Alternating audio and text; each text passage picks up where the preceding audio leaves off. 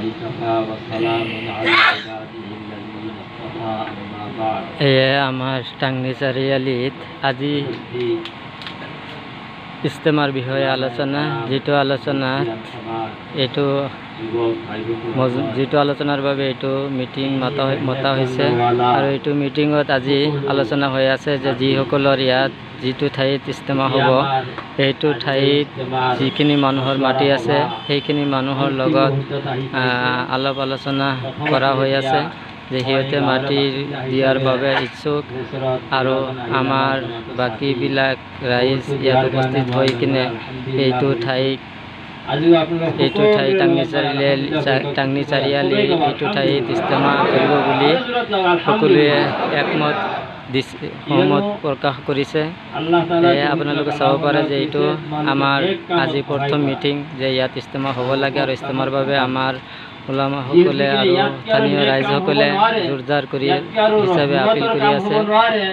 তাৰে নমুনা আপোনাৰ আমাৰ অতি দয়াৰ মৰমৰ নবী আকাই নামদাৰ মুহাম্মদ মুস্তাফা সাল্লাল্লাহু আলাইহি সাল্লামৰ শানত আল্লাহ তাআলা কুৰআন শৰীফত আয়াত নাযিল কৰি কৈছে ওয়া আৰসালনাকা ইল্লা ৰাহমাতাল লিল আলামিন। সুবহানাল্লাহ। গতিকে ৰহমত আজিৰ এই ইস্তেমা আমাৰ কাৰণে বিশেষকৈ আমি এই পিছপৰা অঞ্চলৰ কাৰণে বৰ ডাঙৰ ৰহমত হৈ আহিছে। ইয়াক আমি সকলোৱে আন্তৰিকভাৱে আলহামদুলিল্লাহ কৰিছে না ইনশাআল্লাহ। তাৰপিছত তাৰ যিটো পৰ্যায়ক্ৰমে যি মেহনত আৰম্ভ কৰিছে বিশেষকৈ মই আমাৰ স্থানীয় যিসকল মানুহ আছে হয়তো যিসকলে নাই গোটেইখিনি আপোনালোকে আলোচনা কৰিলে আৰু শুনিলে সিহঁত মোক কৈছে আমাৰ স্থানীয় মানুহখিনি তেওঁলোকৰ কি মতামত আৰু সেই মতামত আমি হয়তো চুৰাত জনাব লাগিব দিল্লীৰ মৰ্কজত জনাব লাগিব। সেই হিচাপত মোক এটা গুৰু দায়িত্ব দিছে হয়তো আমাৰ পিয়াৰুল আমাৰ এখেতসকলে কৈ আছে কিন্তু সেই হিচাপ মই আপোনালোকৰ ফালৰ পৰা স্থানীয় ফালৰ পৰা সবেই আমাৰ কওঁ যে আমাৰ কিমান শতাংশ মানুহ এই ইস্তেমাত লাগে বুলি উপস্থিত থকা মানুহে হাত দাঙি কৈছে আলহামদুলিল্লাহ সবকে লাগে ইনশাআল্লাহ 100% হ'ব লাগে ইনশাআল্লাহ। 100% লাগে না ইনশাআল্লাহ। মোক সুধিছে আমাৰ এই চাচা আমাৰ সকলো মানুহে ইস্তেমা লাগে বুলি সকলো মানুহে ইচ্ছুক।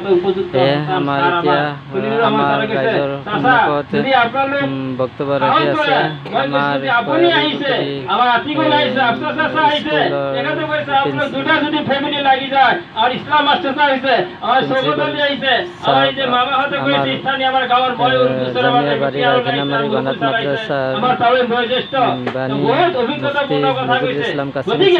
আজি আমি ইয়াত সমবেত সবাই একে বাক্য কওঁ ইনশাআল্লাহ আমি 100%তকৈ ওপৰত 200% ইনশাআল্লাহ নিয়তৰ ইস্তেমা হ'ব লাগে না লাগে ইনশাআল্লাহ লাগে না লাগে ইনশাআল্লাহ সবাই ইনশাআল্লাহ মাতিলা কোনো বিৰোধ নকৰে ইনশাআল্লাহ।